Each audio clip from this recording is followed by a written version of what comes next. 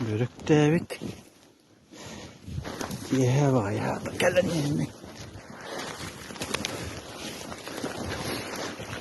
Dışarıda düşenin at Börük David.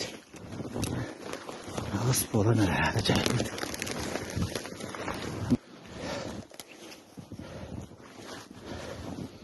Yılgı yenneklerdi. Onu yiyip bitti. Onu kayıt Börük David.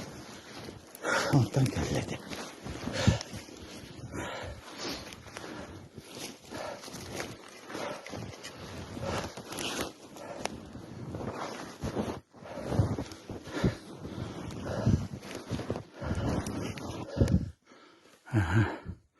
Ettis beri. Üçü var. Şimdi bu an tüzde hakikaten. Allah'ımız hakikaten ya valla. Müsaadenin 3 ayette.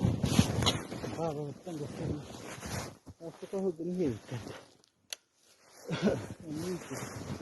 Onunla kadar birlikte. Birlikte. Kırasımla hadi açtı beraber. Hadi Allah'ımı kar. Naha karangan dersen bana ekden enerji yerin. Ben ona bakı. Ettis veresim böyle. Bölüğün anal bu değil. Bölüğün böyle öyle mi künete? Onunla 3'ten ücret kartok doğdu. O kayıttan gel bir devit. Minuttan gelevin. Onu ırgağa falan ki bir de.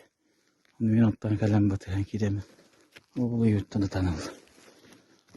Senlere oğlanlardır. Bana kapkanlar bir koramla geldim. Sulgulara böyle. Oğul ürek kayıp bitti. Ondan sağa gel bir devit. Bir daha da karına alır.